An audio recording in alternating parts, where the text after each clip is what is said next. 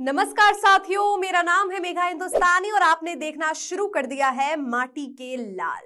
आज आपको बताऊंगी एक ऐसे विषय के बारे में जिसको सुनकर आपके होश उड़ जाएंगे। उसी तरीके से जिस प्रकार से भारतीय जनता पार्टी ने सूरत में निर्विरोध मुकेश दलाल को विजय करवा दिया और उसके बाद किस तरीके से इससे पहले सीक्रेट मीटिंग हुई थी, बकायदा फुल प्रूफ प्लानिंग की गई थी कि सूरत में किस तरीके से कैंडिडेट्स जो बाकी प्रत्याशी है उनके नामांकन को किस तरीके से वापस लिवाया जाएगा। और इसी सिलसिले में इसी तरीके से जिस प्रकार से सूरत कांड को पूरी की पूरी रणनीति के तहत अंजाम दिया था, उसी सूरत कांड का एक और नया उदाहरण देखने को मिल रहा है। और ये खबर आ रही है उस सीट से जहां से भारतीय जनता पार्टी लगातार ये दावा ठोकती आई है, ताल ठोकती आई है कि 400 पार लाया जाएगा। तो क्या 400 पार लाने का आपका जो अति आत्मविश्वास है उस सीट पर ही चकनाचूर हो गया? मैं बात कर रही हूं उस राज्य की सीट की जिस राज्य से खुद मोदी जी आते हैं, गुजरात की उस सीट से जिससे अमित शाह चुनावी मैदान में ताल ठोक रहे हैं, यानी कि गांधीनगर लोकसभा सीट। गांधीनगर लोकसभा सीट से एक बहुत बड़ी खबर इस समय आ रही है कि लोग प्रत्याशी ये दावा कर रहे हैं कि अमित शाह और भारतीय जनता पार्टी उन्हें मजबूर कर रही है अपना नामांकन वापस लेने के लिए। जाहिर तौर पर इससे क्या प्रभाव पड़ेगा, इसमें कोई भी दो राय नहीं है और इससे साफ प्रत्यक्ष है कि लोकतंत्र को किस तरीके से खतरे में डालने का काम किया जा रहा है। लेकिन आज जिस विषय पे चर्चा है वो इस तरीके से इस विषय पर होगी कि क्या गांधीनगर में भारतीय जनता पार्टी आश्वस्त नहीं है? क्या भारतीय जनता पार्टी को विश्वास नहीं है कि गांधीनगर लोकसभा सीट पर जहां से अमित शाह खुद ताल ठोक रहे हैं उस सीट को भी भारतीय जनता पार्टी बचा नहीं पाएगी? दोस्तों, अगर पुराने लोकसभा चुनाव और विधानसभा चुनावों पर नजर डालेंगे और जातीय समीकरण पर नजर डालेंगे तो केवल आज गुजरात की बात नहीं होगी, समूचे राज्यों का अगर आप आंकलन करेंगे तो ये मालूम होगा कि आज की परिस्थिति में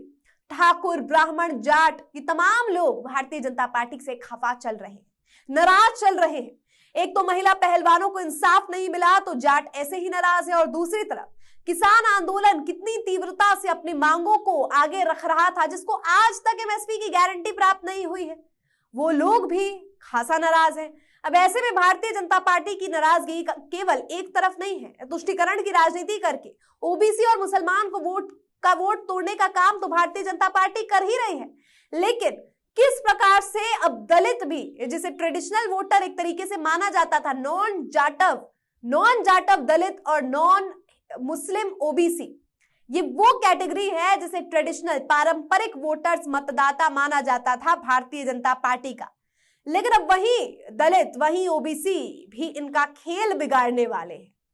अब आगामी चुनावों में जिस तरीके से आपने इंडिया गठबंधन की महारैली रांची में हुई थी उससे भी ये साबित हो गया कि जो भीड़ भारी जन सैलाब उमड़ा था, लोगों का कहना था कि जिस तरीके से कॉरपोरेट यानी अंबानी और बहुत सी कंपनियों के जरिए भारतीय जनता पार्टी लोगों को विस्थापित नहीं बल्कि उनको उखाड़ फेंकने का काम कर रही है उनकी ही जमीन से।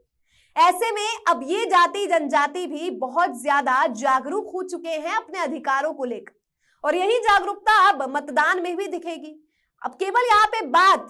यहां तक सीमित नहीं रह गई है कि जातियों में जागरूकता आ गई है। गांधीनगर में लोगों का ये कहना है, प्रत्याशियों का ये कहना है कि उनके घर पर आकर भारतीय जनता पार्टी उनको धमकी दे रहे हैं। क्या धमकी दे रहे हैं? ये धमकी दे रहे हैं कि आप नामांकन वापस ले लीजिए।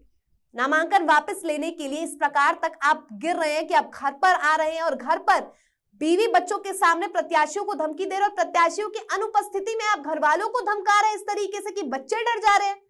मैं प्रत्याशियों का नाम नहीं लेना चाह रही और नाम न लेने का कारण ये है दोस्तों कि बहुत सी मीडिया में ऑलरेडी वायरल है जिस तरीके से 21 अप्रैल को सूरत में निर्विरोध मुकेश दलाल को चुना क्या जाता है, वो विजय करार दिया जाता है। उसी दिन सोशल मीडिया पर वीडियो वायरल होती है और वीडियो के जरिए यह दावा किया जाता है कि गांधीनगर में प्रत्याशियों को धमकाया जा रहा है और धमकाने का सिलसिला बाद में होता है। इससे पहले भारतीय जनता पार्टी उन्हें ऑफर देती है उनकी पार्टी को ज्वाइन करने के लिए। अब जरा सोचिए कि कितनी मुसीबत है अमित शाह के सामने